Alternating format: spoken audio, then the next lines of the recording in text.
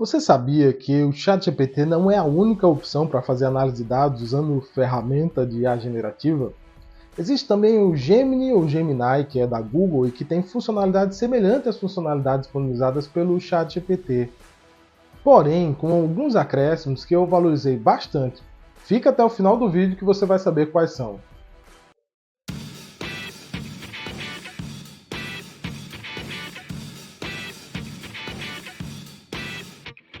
O Google Gemini, na sua versão paga, também permite que um arquivo de dados, no meu caso um arquivo .csv, com informações de riscos em projetos, seja arrastado para dentro do prompt de comando.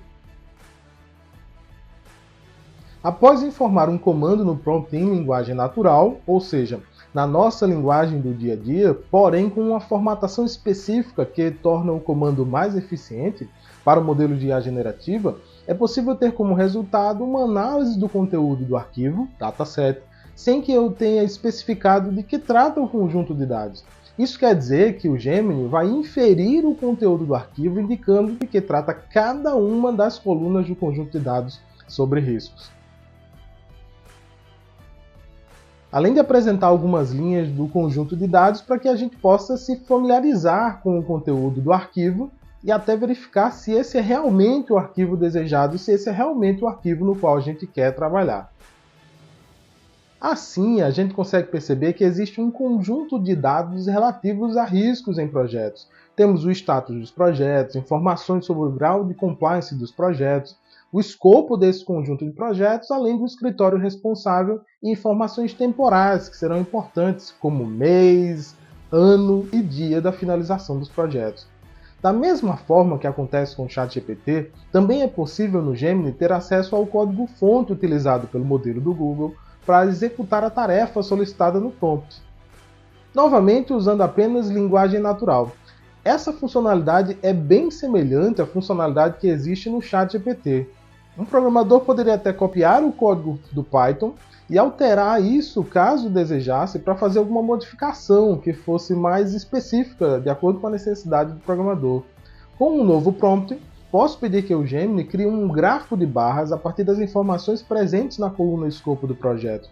O detalhe aqui é que, da mesma forma que eu fiz quando avaliei o ChatGPT, para análise de dados, eu não fiz indicação de qual gráfico utilizar, mas o Gemini também entendeu que, como os dados da coluna escopo são categóricos, pois ele indica os tipos de escopo de projeto, a melhor visualização para esse conjunto de dados seria um gráfico de barras. Indiquei, via linguagem natural, alguns ajustes, como ordenar as colunas da maior para a menor e utilizar cores neutras para a confecção do gráfico. Com o Gemini, também posso fazer algumas configurações no gráfico gerado, deixando o mesmo na vertical ou na horizontal, além de mudar as cores dos gráficos para cores mais quentes ou cores mais frias. É possível, inclusive, mudar o tipo de gráfico. O meu terceiro prompt de comando pediu que o Gemini utilizasse as informações temporais, como as colunas mês e ano, e gerasse um gráfico de tendências, utilizando as informações sobre os riscos em projetos. E não só com o objetivo de gerar gráficos, mas gerar também insights e análises para tomada de decisão em nossos projetos, a gente consegue ver que existe uma tendência de crescimento do risco nos projetos presentes nessa amostra de dados. Da mesma forma que foi feito com o gráfico anterior, com esse novo gráfico também podemos ter acesso à tabela que gerou o conjunto de dados e diversas outras configurações relacionadas a esse gráfico. Também podemos transformar ele em um gráfico de barras na vertical, na horizontal ou gráfico de pontos, o chamado dot plot.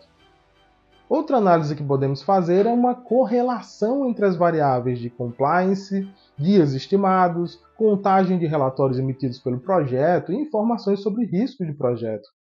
E ainda aplicar algum recorte indicando, sempre em linguagem natural, que um pequeno texto indique se existe correlação maior que 0,7, com o objetivo de indicar correlação positiva forte. A correlação de Pearson é usada para medir a força e a direção de uma relação linear entre duas variáveis, entre variáveis quantitativas. A correlação de Pearson pode assumir valores entre -1 e 1. Um valor de 0 indica que não há correlação entre as variáveis, um valor de 1 indica uma correlação positiva perfeita, e um valor de -1 indicam a correlação negativa perfeita. A correlação de Pearson é uma medida útil para identificar relacionamento entre variáveis, mas é importante lembrar que não implica causalidade. Apenas porque duas variáveis estão correlacionadas não significa que uma variável causa a outra. A correlação de Pearson é mais apropriada para o uso quando as seguintes condições são atendidas. Primeiro, as duas variáveis são quantitativas.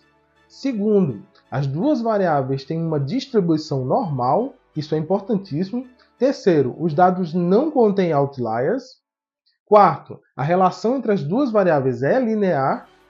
E se alguma dessas condições não for atendida, a correlação de Pearson pode não ser a medida adequada ou apropriada para você avaliar a relação entre essas duas variáveis.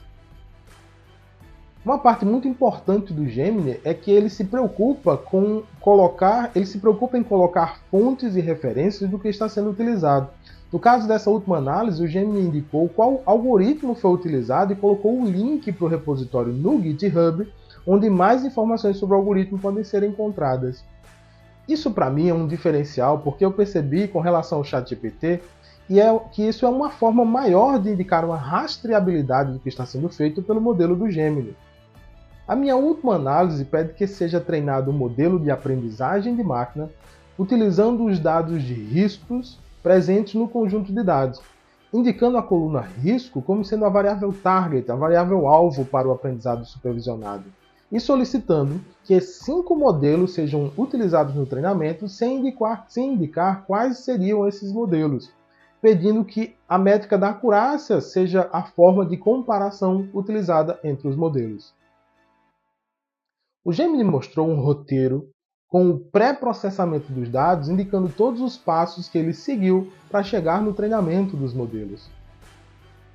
Aqui a gente consegue ver que os modelos treinados foram os regressão logística, o random forest, o SVM, ou Support Vector Machine, e o KNN, que é um modelo baseado em cálculo de distância entre pontos vizinhos, e o Naive Bayes. O resultado é bem textual nesse caso, mas a gente até poderia ter solicitado que o Gemini gerasse ao final um gráfico de barras, onde cada barra poderia representar a acurácia de cada um dos modelos escolhidos. Claro que o modelo com a maior barra seria o modelo que obteve maior acurácia, ou seja, acertou mais durante o período de testes. Um destaque muito interessante aqui é que o Gemini encontrou um problema no conjunto de dados. Esse conjunto de dados contém missing values, que são dados ausentes.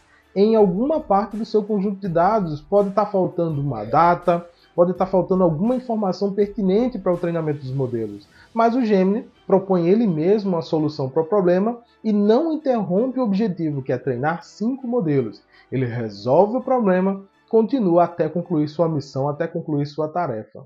O resultado final apresentado nos mostra que o modelo que teve melhor performance do ponto de vista da acurácia foi o Random Forest, com 0,76 ou 76% de acurácia.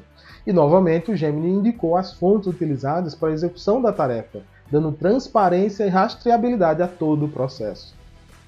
Com essa perspectiva, o modelo do Gemini tenta combater o que se chamava antes de modelo caixa preta, onde a gente não sabia o que o modelo estava fazendo internamente para gerar um resultado ou uma resposta. Ao final, podemos conferir o código-fonte de todo o processo dessa última análise.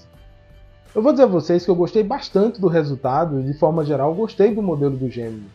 Algumas semelhanças entre o ChatGPT e o Gemini para análise de dados incluem a apresentação do código-fonte dos modelos, a possibilidade de fazer alguns ajustes nos gráficos, mudando inclusive o tipo de gráfico gerado. Esse teste foi feito utilizando o Gemini Advanced, que é a versão paga do Gemini.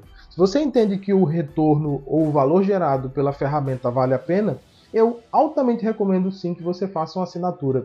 E com relação ao aspecto de transparência, o Gemini tem mais formas de rastreabilidade do seu modelo. Lembrando que, apesar do resultado que para mim parece cada vez mais impressionante, ainda assim é interessante que formas de validar os resultados do modelo sejam aplicadas. Nunca confiar cegamente no resultado gerado por esses modelos de IA generativa. Se você gostou desse conteúdo, se você gostou do que foi apresentado aqui, gerou alguns insights para você, não esquece de deixar um like, se inscreve no canal e compartilha esse conteúdo para que o algoritmo do YouTube possa levar ele para mais pessoas. Forte abraço e até o próximo vídeo.